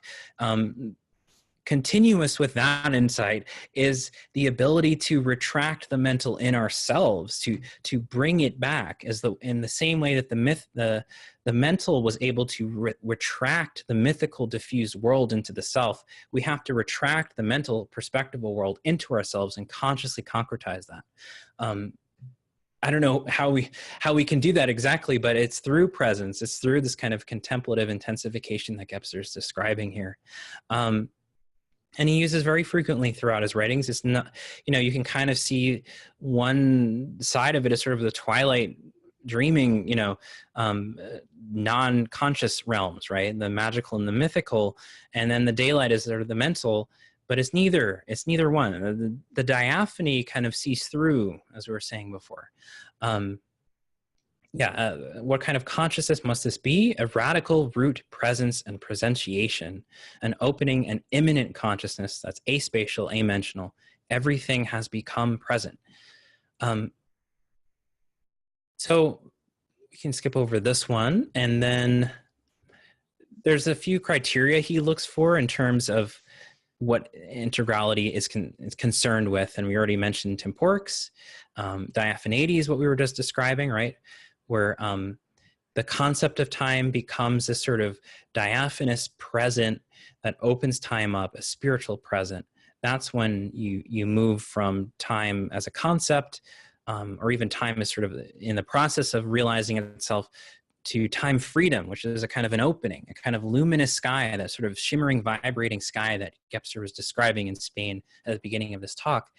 And volition, which then is a wearing, not just aware, but I guess you can describe it in a similar way, a wearing of this transparent reality consciously in us. So I don't know if we need any more here. A few descriptions, a few choice descriptions here from a later work of Gebser's. Decline in Participation, one of his last books, as he's describing here, haste is replaced by silence, the capacity for silence. Goal-oriented, remember, directive, right? Purpose of thought is replaced by unintentionalness. The pursuit of power is replaced by genuine capacity for love. Quantitative idle motion is replaced by qualitative spiritual process. I love that line. Mechanistic classification and organization is replaced by the being in order. Skipping ahead a little bit, the divided human being is replaced by the whole human being, and the emptiness of the limited world is replaced by the open expanse of the open world. And he goes on. There's probably not a lot of time now to go into contemporary expressions, but I do think they are very common. I think the kind of a-perspectival flavor of contemporary scholarship is kind of everywhere. Our descriptions of the non-human turn, our ecological concerns at the moment. I think Latour is describing this very well, and I mentioned Tim Morton. I think, again, the best way to get that, if you're not a philosopher or an academic, is to read some of the creative works that are going on right now, like Jeff Vandermeer's Annihilation trilogy, the Southern Reach trilogy, and the Born trilogy. the aesthetic dimensions of all this is very present, and a closer study we would probably need to do another talk just on contemporary manifestations in art and media. But suffice to say, it's extremely prevalent and present that I think Gebser's understanding and insights into the a-perspectival world are worth looking at again and bringing into dialogue with contemporary scholarship and conversation. So I'm going to skip ahead with these examples and end with this quote. To the extent that this concretion of time leads to a diaphanous present and to a transparent presence, some words of Holderlin are appropriate. Behold, it is the eve of time, the hour when the wanderers turn towards their resting place. One God after another is coming home. Therefore, be present. Okay, that's it. That's my presentation. And thank you for listening, guys. Thank you so much. This was great. Thank you, Alan. Wonderful. Are there any, we can open up to questions. Let's see. I have a question for you, Jeremy, unless somebody's already raised their hand. I don't see where, Or even, oh, you know what? Let's take a look. Yeah, I think you can raise your hand here or just mention something in the chat. And again, I hope it was okay because it kind of rushed through the whole book because I was thinking like, okay, it's 2 hours, but I've only got 1 hour to pack it all in. So hopefully some things were interesting. But yeah, what was your question? Yeah, no, it was fantastic, Jeremy. Thank you. I learned so much. I've only encountered Gebser here and there, like different instructors like Sean mentioning him in class. So I feel like I have a much better grasp. I was just curious if you would care to talk about how in your own personal life you try, like if you have any personal practices, whether it be like reading philosophy or taking in certain aesthetic work, how you're like personally working to integrate this way of being. Yeah, so great question. And just like clockwork, my cat knows that I'm more available for some pets. So for me, a big part of reading is a kind of a contemplative work. And I've heard this expressed by some other PCC scholars as well, that reading is a kind of a poetic contemplative centering and focusing.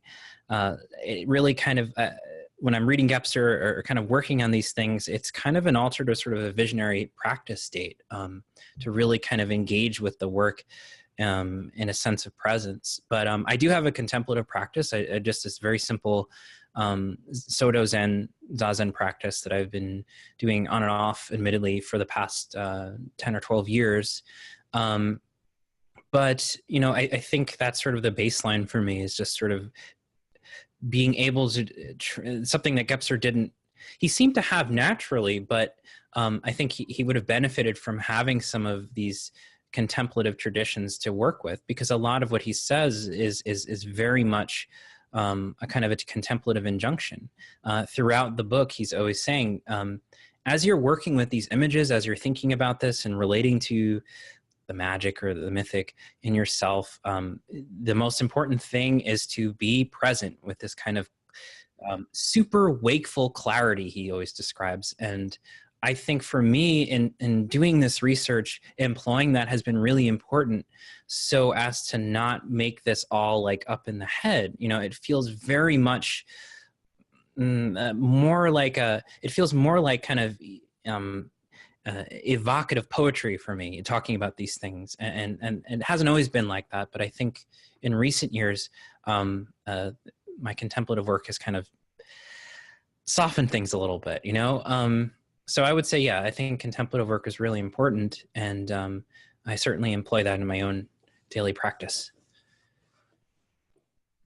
Thank you. Oh, yeah, no problem. Chrysalis is saying, is it possible to receive the slides in PDF form? Yeah, I'll definitely share them. I'd be happy to.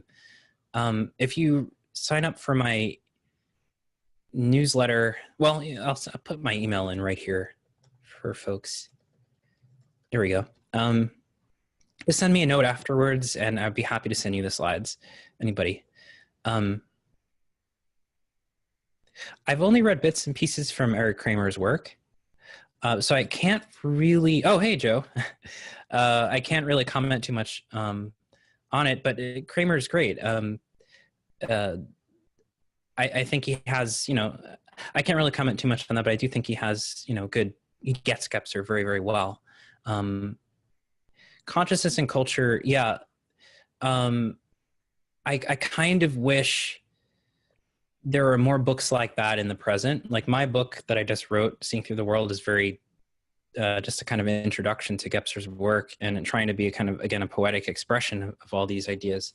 But I think he was really kind of engaging with the milieu of the early 90s and everything that was going on back then. So I think something like that is sort of necessary today. It needs to be more Gebserian scholarship. Sorry, that's not really a direct answer to your question, but.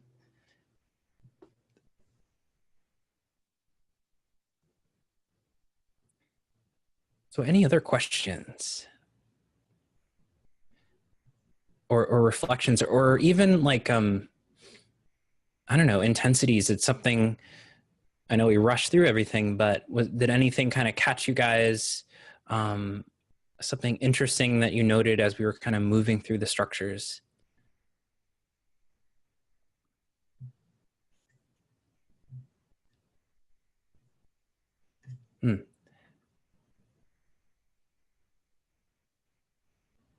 Cool. Yeah, what inspires you about the manifestations of the integral example? So as I was mentioning in that last slide, a lot of these examples in the humanities are, to me, they're displaying a move out of the anthropocentrism of our thinking, of our philosophy, considering the nature of objects and other life forms as having kind of an inwardness and interiority. Object-oriented ontology is really, to me, that it's still kind of very conceptual, but it's diaphanizing the nature of the perspectival object. It's no longer just an occluded entity in space and other that's categorical. There's a weirdness, there's a twisting, like weird means to twist, right, to turn. And there's, as Tim Morton describes, that in the age of hyperobjects, or reconsidering the world as being made of hyperobjects, it's this idea that things are mysterious and occluded and bigger on the inside than they are on the outside, like Doctor Who's what do you call it, his little spaceship, the little phone booth where you step in. So this idea of occlusion and this sort of inward openness, this sort of inward sky with things, that by recognizing that in a thing, you recognize there's a kind of a strangeness and an openness in yourself. I think that's a very powerful insight. And even if it is conceptual, it's still leading people out of their anthropocentrism, which has been so prevalent and prototypical of perspectivalism. And of course, Morton is exemplifying this as a style of thinking for the ecological turn, right? The need to view the world in this way and to view the self in this way allows us to connect again, allows the perspectival self to kind of let down the extraneous walls that we've built up, that sort of we've buffered ourselves too much.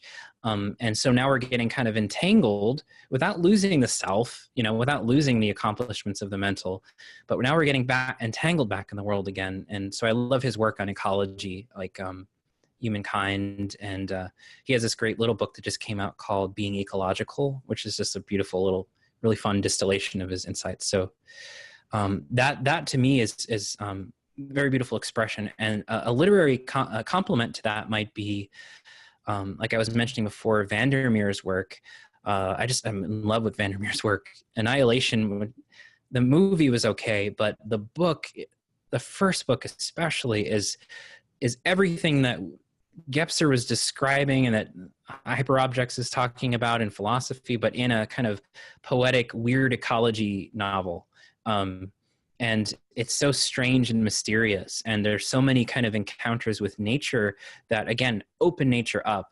And even the whole theme and the narrative of the book is that this weirding of the world, as scary as it is, there's a kind of an intimacy with that strangeness that we already are, and that so we don't necessarily feel bad that it's going to take over, because it's the world that we built so good, you know.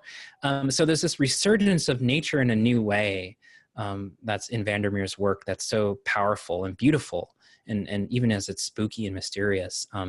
There's a particular bit at the end of Annihilation that I won't spoil too much, but it involves a starfish, a kind of a glowing starfish, and the protagonist experiencing its strangeness. And by experiencing, she's a scientist, and she knows his taxonomy, but yet in that presence with it, that entity in the water, in the tidal pools, there is a kind of an utter mysteriousness to its being that she's able to discern and encounter.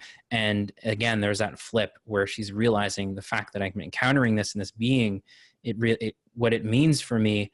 You know, there's a mysteriousness in myself. There's a strangeness in myself that I can't deny. You know, it's like Rilke's insight that, you know, there's no place that doesn't see you. There's this kind of an openness to things.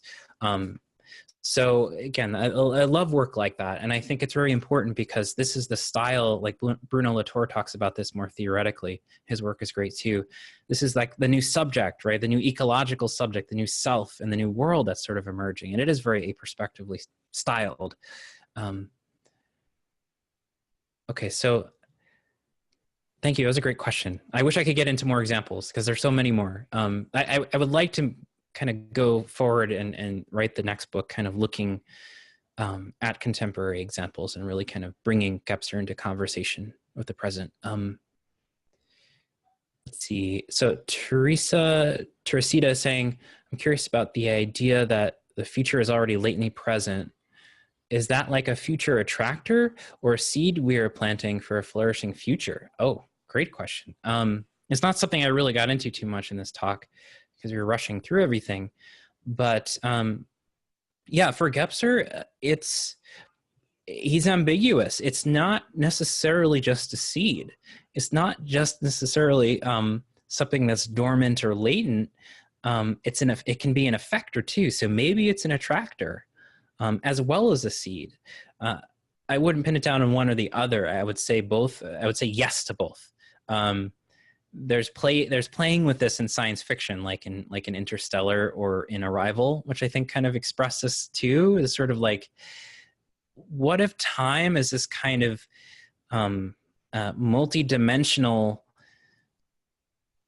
organism that's sort of informing itself through itself in these different past, present, and futures, and sort of the whole thing is kind of communicating like a rhizome. Then it doesn't make as much sense to kind of go, okay, the past is influencing the present, which is pushing us into the future in that kind of linear sense. But instead, there's kind of this interweaving of all of them that are co-informing one another in this emergent presence that contains them all. It's very difficult to explain or describe, I think, without getting into this sort of poetic expression. But I think it also is that too, that the creative principle, in my book, I bring up Le Guin and how she's valorizing the artist as the person who's capable of essentially creating these mutations of consciousness and kind of leaning into those potentials and articulating them like those early Renaissance artists who articulated the new form of space. I think we need people today who are doing that too, sort of like you're saying, planting this flourishing future, to move it from this state of latency and to allow ourselves to participate with it and bring it into being in the world. So yeah, great question as well. Eva Ryder saying, interested in dimensionality. Does it move from 0 dimensionality to 5? Sorry, I missed the beginning. but interested in how he describes what precedes the magical. Well, I was mentioning before, the archaic it moves from 0 to 4 dimensions in Gebser's description. He doesn't kind of go beyond into the 5th dimension so much, but once he gets to the 4th dimension, he just starts using amentional. He just drops the numbers and just goes, okay, like a-categorical or a-perspectival. We move into the amentional, and that temporics and time is actually in its spiritual quintessence a kind of a wholeness that envelops and substantiates all different forms of consciousness and time expression in this sort of concretized present, spiritual present. So what precedes the magical is the archaic, and archaic is 0, and in the archaic, it's like all of those structures of consciousness are enfolded and dormant and kind of, I don't know, like a big bang, I guess, is wanting to sort of creatively leap forth, right? Even the word Ursprung, origin, has a kind of more of an activity in its original German word, a leap, to spring forward, right? This sprung. So that's sort of an interesting connection there. I hope that answers your question. Feel free to ask any others. I think this will be recorded. So let's see, Kai says, I'm curious about the polarities and integration for different people. The more mental balancing by becoming more emotional, and the more emotional balancing by becoming more mental. Yeah, that's a good question. I think the mythical and, well, they all have something important. Like the magical is, Gebser associates it with the gut. So intuition and a kind of a doing without consciousness. And he doesn't mean that in a pejorative at all. It's a kind of, it's just sort of a doing as the world, right? It's kind of an enactment in the world. So there's a kind of a instantaneity with that. And there's just a sort of if you're sitting in an acoustic space and you're just listening and you're participating in the sound, you're kind of vibrating with everything. There's no gap. So that's important, right? And the vitalism he's discussing it about the magical structure, these sort of the energy forces and the auras and the kind of more parapsychological and animist oriented questions. He's saying, that's enfolded in us. That's a part of us. It's co-present in us. And then of course, the emotional world. So part of that, I think, is finding that balance between the mythical and the magical through the integral. The magical and the mental, magical, mythical, mental through the integral. And that is getting that vitalism and sort of being present with it and its efficaciousness, but then also being open to the dynamics of your own soul and getting those dynamics and movements. I think astrology is a really great way into that, sort of getting the kind of the movements of your psyche and how they relate to the world, but not necessarily kind of getting immersed in it. And I think that's the balance that comes in between myth and mental. It's allowing for insight without allowing the sort of the domination of the mental intellect to kind of go, okay, here's an abstraction of my soul's dynamic, right? Or my emotional, psychological dynamic. It's allowing yourself to kind of experience it in a qualitative way and be able to reflect on it. And I think what helps that is what he says, a kind of contemplative orientation towards your interior life, not only your mental life, but your emotional and soul life, right? It's bringing that super wakeful presence to everything that you're doing as best as you can in your capacity, so that you allow your mental to happen, right? The thinking and abstraction to happen, so that you allow feeling to happen, so that you allow kind of vitalism to occur. It's not trying to allow one or the other to dominate, but all of them to kind of be co-present in this kind of equanimous practice. Again, this is why I think it would be helpful, I think, for Gebserian-oriented folks who are very interested in this to have to incorporate some kind of contemplative practice with their work, because it's just sort of naturally implicit in Gebser's writing. Let's see.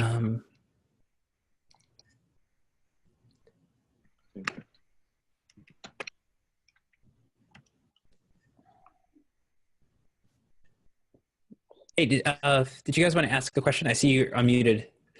Yeah, can you hear us? Yeah, hey. Okay, Hi. yeah. Yeah, so I had a question. I was wondering if Gebser ever spoke specifically about maybe certain kinds of frameworks that would unlock a particular consciousness structure. And I was thinking of specifically with the perspectival, there's a lot of work that's been written on the bringing over of the zero from Arabic numerals into the Western world, and how this kind of gave us a meta sign for an absence that allowed us to abstract ourselves into perspectival mode.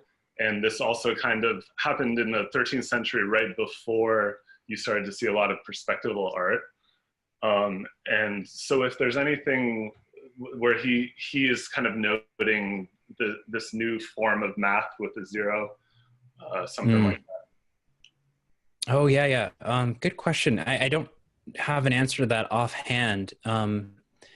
But yeah, I'd have to look into that. Sorry. But yeah, it's interesting though, with the kind of carrying forward of Arabic civilization, sort of moving the Hellenistic world into a new mentality. Yeah, I mean, he didn't really look at that. You know, he didn't really study. He was mostly looking at Western history and not really making those kinds of connections that I think we're better off doing and seeing how they're all linked together. Right. Well, just if you're interested, there's this book on the semiotics of zero that I really liked. And this is all Awesome. about how also the shift into the perspectival consciousness structure, although he uses different terminology. Brian Rotman is the author's name. But he has a lot of interesting thoughts about how the zero and the vanishing point, and also paper money, which is kind of like this absence of real money, are all kind of these analogous signs for a new mode of thinking. And yeah, maybe check it out. Yeah, that sounds very much in resonance with his description of like how the perspectival kind of came online. So it seems like it would amplify that aspect of the study for sure. Cool. Yeah, and I like your discussion about abstract money too. I really like Douglas Rushkoff's recent work.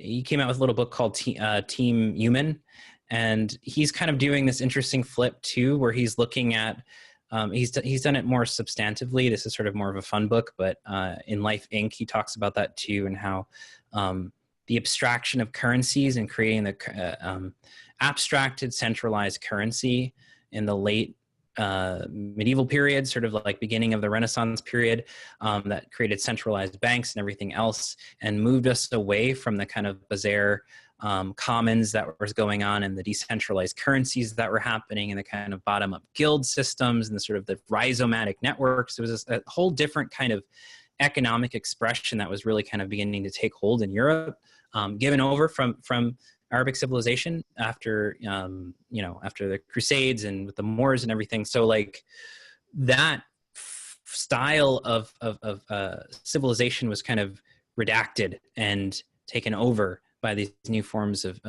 thinking, or mental perspectival forms of thinking. So Rushkoff's thinking is to flip it again and to kind of invert the Renaissance and retrieve these aspects that we've kind of lost and been left behind of the commons and cooperativism and so on. So this kind of interesting, riffing on that historical moment too. Yeah, definitely. So Ashton was mentioning about ontology. Do you want to like hop on, Ashton, and go into that a little bit more with Morton kind of deconstructing or rejecting ontology? Well, yeah, sure. As I understand Morton, and my experience with his thinking is limited to Humankind and some recent essays that I've read, but and so maybe also like Gebser, like thinking about his philosophical perspective as a phenomenology. And I can't remember the term that you shared with us, but it starts with an S, the systasis. This perspective that doesn't just find recourse to like systemization and remains in process. So it just reminded me of the way that Morton, through deconstruction, I think he's kind of, you know, working or thinking with like Derrida and Heidegger, is critical of talking about the beingness of a thing, because there's always like the shimmering quality of a thing. It's always kind of changing. But I think Gebser also, he doesn't shy away from talking about the origin or the fundamental. And so there seems like this has just been a question that I've had encountering Morton, and maybe it's more just his style that feels a bit irreverent. But I just wondered if you had anything to say in regard to that. I'm not sure if I can phrase it more articulately, but. Oh yeah, the shimmering of a thing, right? There's this one passage from Being Ecological where he's describing like Heidegger's like tool and the light switch, and how, you know, things are kind of in this weird flickery electric static way, right? You can't really pin them down. That's the reality is more mercurial and quicksilvery. And I think Gebser would probably agree about that. He wouldn't want to create any essentialisms. Maybe it has to do with his style of writing. This book is from the 40s, right? 1949. He started writing in 47. So there are passages in the translation, and then I'm sure in the original German, that probably sound like, okay, origin, let's define it, you know. But he is also trying to get out from under that as well, and open things up.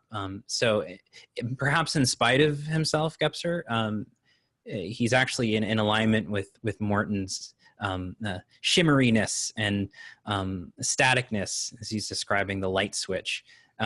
That's sort of flickering between on and off and staticky and not stable. Gebser is describing a very similar thing about the a-perspectival turn, that the perspective is sort of a false stability. So I think they probably end up being in agreement, but they probably trip up on each other's language a little bit. Okay, thank you. Yeah. Scott saying, let's see, the grammatical approach that Gebser touched on in Der Grammatisch Spiegel was much more developed by Rosenstock. Who is he? As a grammatical method. Okay, great. You might want to look into that, speech and reality. That's great. Thank you. Yeah. So in Gebser's writing, and I didn't really, I mean, maybe I touched on it a little bit, but he places such an emphasis on etymology and language that if you were reading a few pages, you would immediately get that sense that your own utterance it carries the past in it. It actually carries not the linear past, but these different structures, these different modes of worlding, right? The whole idea of menace and metis and the me root is a sort of ambiguous masculine feminine. So you can kind of see the distinctions and oppositions kind of emerging in later language. And I think Owen Barfield talks about this a lot too, how like language itself, we've studied even the English language, it goes through these transformations, and we can learn from that and discern like how we're worlding, what is the world like for us as moderns compared to those who are using an older form of English. So anyway, yeah, thank you for that suggestion.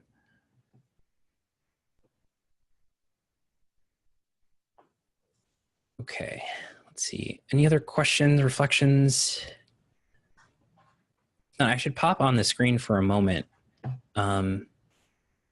Just some last notes, things to kind of connect about going forward. And then we can call it an evening. we go. Just at the bottom, there's a few things coming up that might interest folks. Gebser and Jung, Here and Now, A Conscious Emergency, is going to be in Asilomar, California on October 10th to 13th. You can go to gebser.org, the Gebser Society page, to check that out. We're still doing a call for papers, by the way.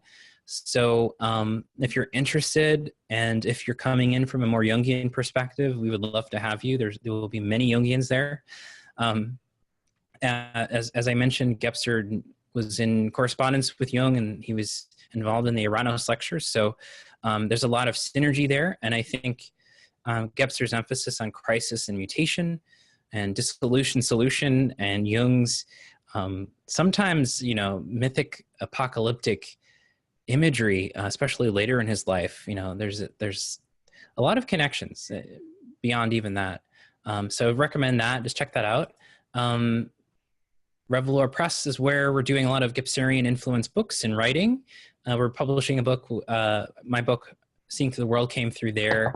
And Becca Tarnas's upcoming book on Tolkien and the Imaginal Realm is also coming out through Revelor Press later this year.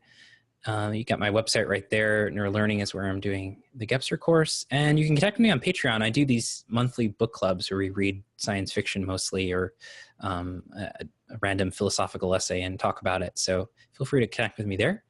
And yeah, here's Mutations. We're still technically doing a call for papers despite what it says on the page. So if you're interested, it doesn't have to be Gebserian explicitly, but if you're interested in participating in this, definitely send me an email. I'd love to hear from you. We're still receiving some essays for this upcoming work, and you can check it more on revelor.press, site. So, okay.